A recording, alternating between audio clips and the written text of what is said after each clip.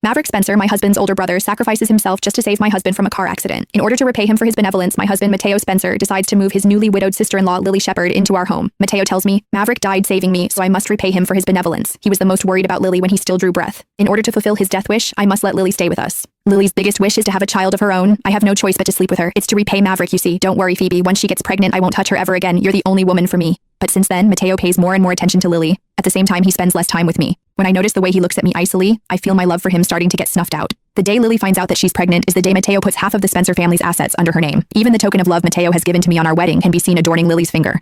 At that moment, I know that it's time for me to leave. Mateo Spencer, my husband, had impregnated Lily Shepard, his sister-in-law, to repay his late brother Maverick Spencer. For Lily's sake, he had even ruthlessly driven me away. He later found out about my plane crash and lost his mind, searching for me in a fit of desperation. Lily held her hand up to the light, admiring the massive oval diamond ring from every angle. When she noticed me watching, she flashed a shy, demure smile and leaned into Mateo, asking, "Isn't this the wedding ring you shared with Phoebe, Mateo? It's no wonder Phoebe likes it so much. It looks stunning on me, doesn't it?" Mateo stroked her hair with open affection. "I'll get you a bigger one if you like it, since you're bearing an heir for the Spencer family. I've also transferred half of the Spencer family's assets to you, Lily." Lily beamed with joy, but quickly masked it with a look of hesitation, feigning reluctance. "I can't do that, Mateo. I'm sure half of the Spencer family's fortunes belong to Phoebe. It wouldn't be right for me to take that for myself, Mateo." Only then did Mateo realize I was standing beside them. He gently let go of Lily and walked over to me, a smear of Lily's lipstick still staining his neck like a brand. "You know as well as I do," he said calmly. "If it hadn't been for Maverick, I would have been the one who died in that car crash, Phoebe. I think it's only right for Lily to get her share of the assets. You're not going to make a scene about it, are you, Phoebe?" I remained silent, knowing fully well that even if I spoke up, they would still go ahead with transferring the assets and likely accuse me of being ungrateful. It seemed like they had forgotten that more than half of the marital assets I shared with Mateo had actually come from my own family.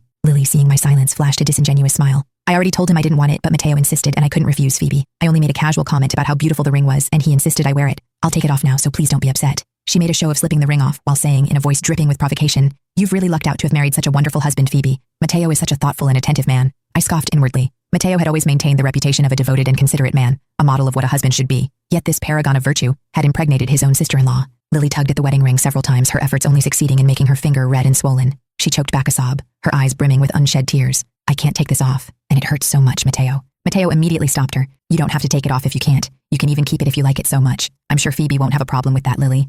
He then turned to me and said, "You should just let Lily keep the ring, especially since she's pregnant and shouldn't get upset. I'll make it up to you and buy you a new one some other time, Phoebe." I looked at him with bloodshot eyes and said, "You know as well as I do that that's our wedding ring, Mateo." It was then that Olivia Howard, my mother-in-law, stepped forward to chime in with disdain. "If you're so dissatisfied, then you should bear an heir for the Spencer family, Phoebe Duncan. You've been married for 3 years, yet you've never once been pregnant." Lily, on the other hand, is the capable one here. She's the one saving the Spencer name from becoming a public embarrassment. She rightfully earned both the assets and the ring Mateo gave her. Mateo stepped forward as well, trying to comfort me. "I owe Lily and feel very guilty toward her. I'm the one who made her a widow, so this is the least I can do for her, Phoebe. You've always been so understanding. Don't make a fuss over a simple ring and